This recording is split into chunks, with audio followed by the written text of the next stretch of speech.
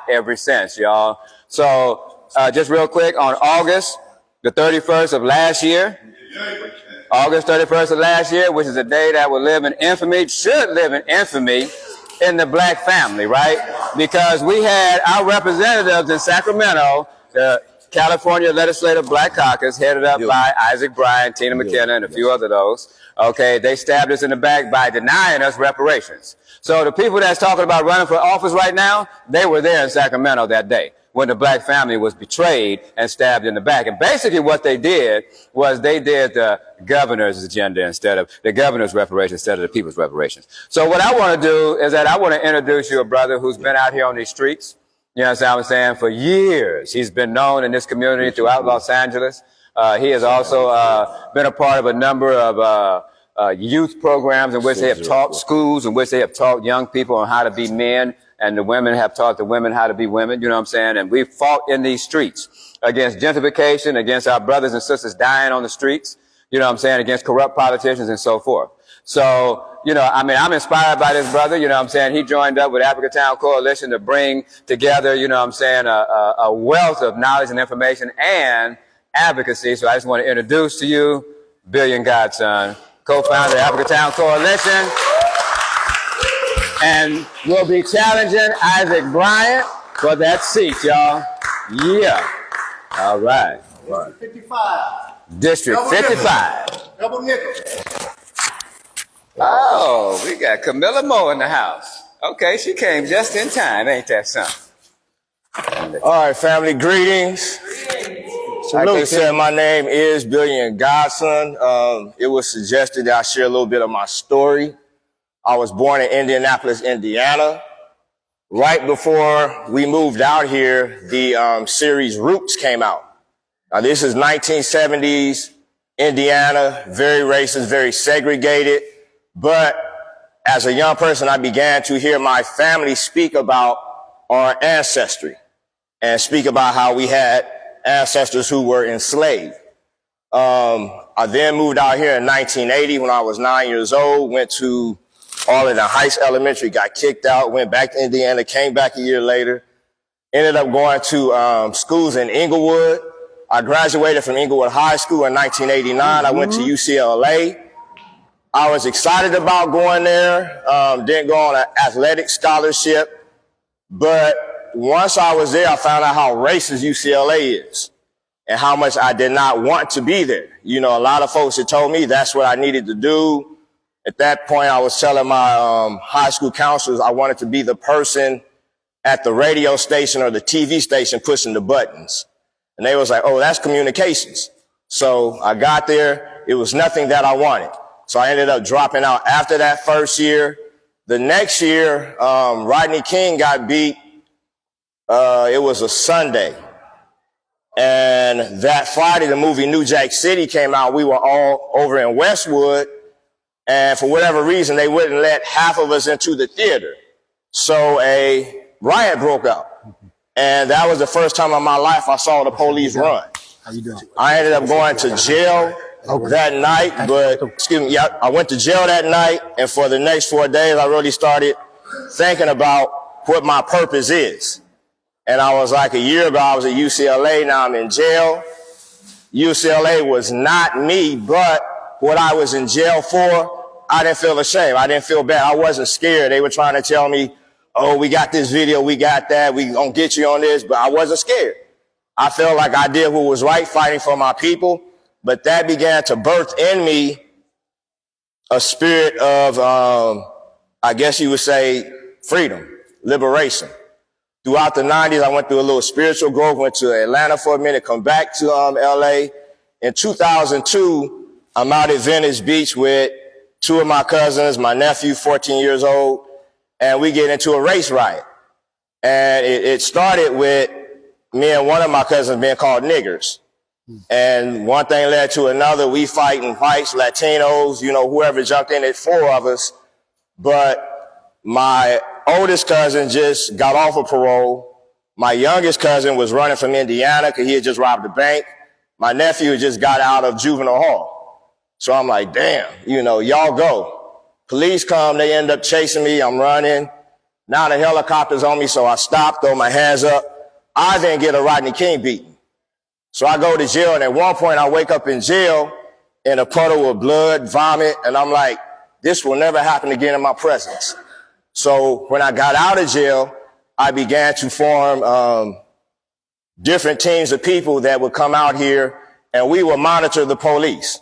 Sometimes we would follow the helicopter around, but we would make sure if they got more aggressive, we would let them know we're going to do whatever to not allow you to hurt that person. So gradually we found different people around the city to join with us. That goes until about 2011.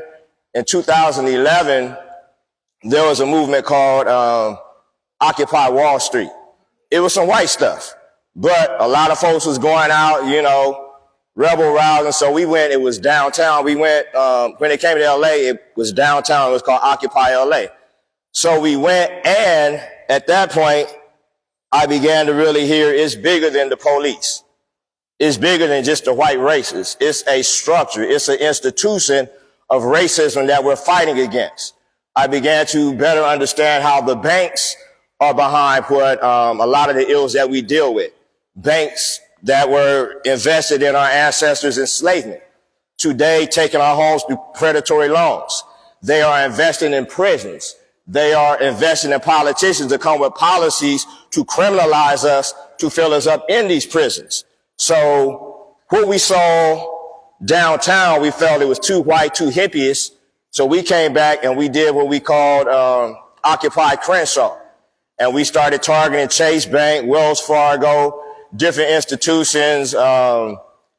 Eventually we looked at Walmart, and we saw Walmart was financing, after police killers, they were financing their defense.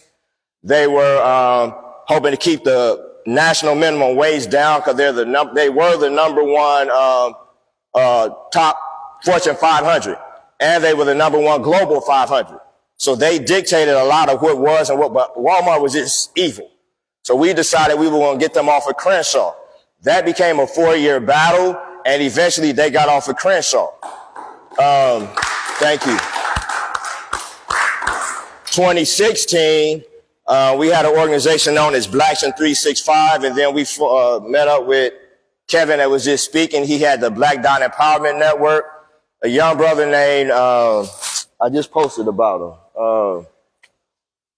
I believe it was Cornell Snell. He was killed by the police on 107th off of Western. And so again, we decided that we were not just going to keep responding after they killed us, you know, after a hashtag. We were going to get out here and formalize patrol teams to, again, follow the police, and anytime we see them, interact and stop that. So that began, that was the beginning of what's now the Africa Town Coalition. Immediately, we also saw right here in what some folks refer to as Lamert Park. We call it Africa Town. That's what this is. Lamert was a racist who did not want us in this area. He had covenants to where they wouldn't even sell to black people. In 1948, that got struck down by the U.S. Constitution, and that's when we began to buy our way over into this area. But we noticed in Africa Town about 50 people were sleeping in the park. And we started going to these meetings. People was like, we need to just get them out here. Black people, you know, get them out of here, this, that, and the other. And one of our brothers, Dino, he stood up and said, that's not what we do to our people in Africa Town. We find out a way to take care of our people. And we began a food and a mutual aid program that we still do. We're actually doing it tomorrow. We've done pretty much every Sunday from 2016 till now. At that point, around now, as it gets colder, we were looking at getting blankets and tents and different stuff. But what we found, like Reggie just mentioned, every year the death rate was increasing. And we started raising funds to get folks hotel rooms. And we started pressing these different agencies because what we found was the resources that come into our communities, now that many of us have been pushed out and other people are now coming here, other people get prioritized when they get these resources, be it Section 8, be it whatever. And we were like, no. You know, they were trying to say the folks who were homeless were being shipped in from downtown. I'm like, I done watched some of these people grow up. I done grew up with some of these people. I know these people are from here, but they're getting pushed out of the local area. So we had to fight a lot of our own to start getting us those resources. But coming to 2019, I began to meet some of these incredible people who are now known as CJEC, and they began to really educate us on this battle for reparations.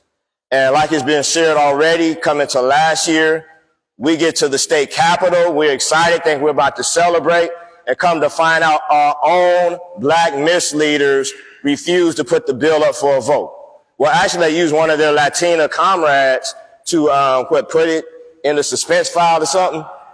I'm still learning all the names, but basically, they sabotaged us. They blocked us.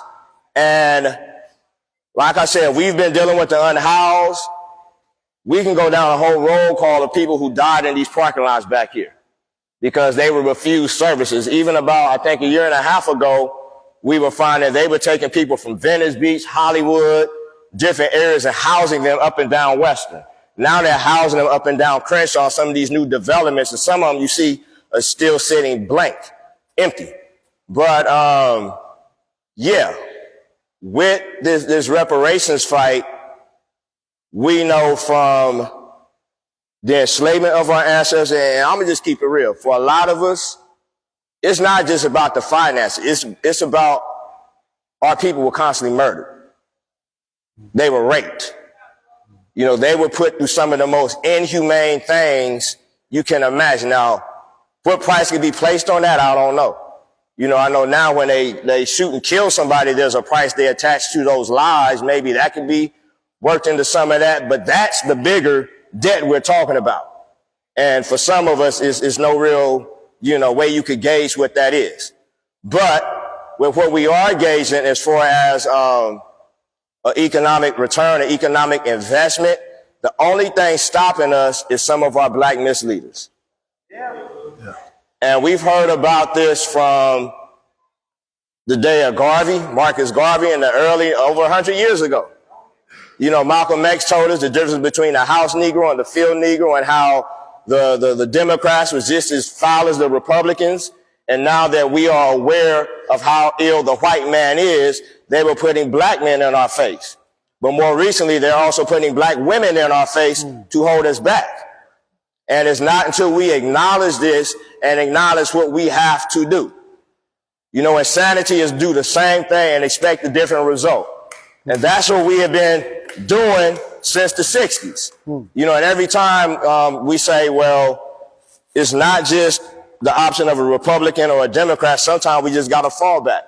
Sometimes when we got people like Cynthia McKinney running against Barack Obama, even though white media is pushing their person to us, had we really knew who Cynthia McKinney was, that probably would have been the better option to galvanize behind.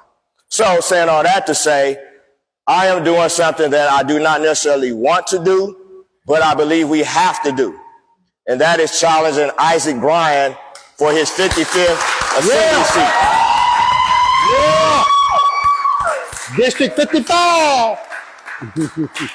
So what I've been expressing to our team, the African Town Coalition, don't look at this as me, Billion, running for this seat. We got to look at this as our seat. The seat Carolyn is running for, meaning we got to collectively fight to get this, because what Isaac and all these other people got behind them, they got all the $1 trillion, $1 billion entities in this city, in this state, that want black people out of here.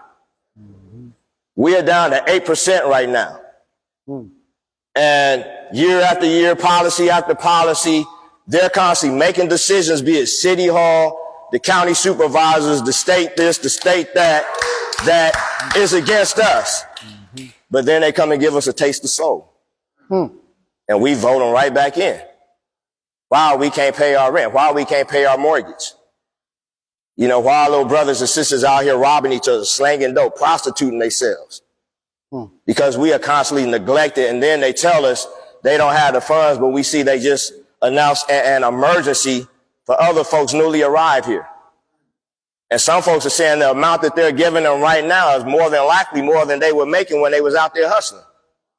But this is how they keep smacking us in the face because we don't have people that will stand up for us. And I'm saying, I don't know everything that's going on up there. The past couple of years working with these incredible people, I've been learning policy and government on a level that I'm sick of already. But I'm sure with these incredible people doing what they do, that part of it we're going to handle. The other part I'm seeing, last year, I helped campaign for Dr. Cornel West as he ran for president. And we went to homeless shelters. We went to hoods. We got the people who normally are not thinking about voting. And that's something else. They try to say we're stupid or apolitical because we don't vote. No, most of the time we don't vote because we don't see an option. You know, when folks thought Obama was going to do something, I saw them lines for people trying to vote, but we saw that was an illusion. But I just lost my train of thought that fast. But speak, brother. Speak. Say anything. You got information, brother. Not keeping it real. No, I was trying to make a point. You said what? Oh, thank you. Yes, thank you. So yes, we went out last year and we got all these different people registered to vote. And we were excited because now we had a legitimate third option. After the election, after he lost, I felt bad was because we went and got unhoused people inspired who are still now unhoused. We got young folks out here who weren't even thinking about voting.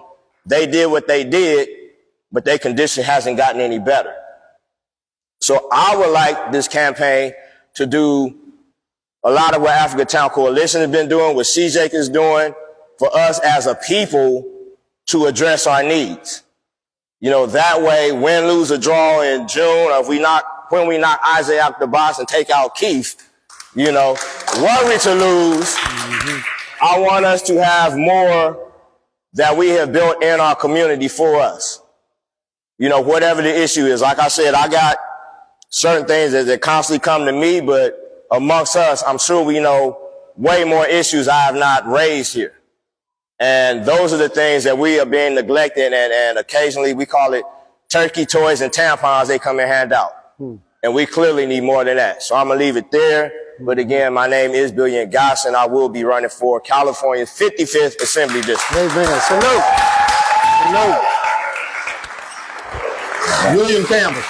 You're going to tell me your government? I'm changing it. To what? To Billion. Okay. Like he was talking about,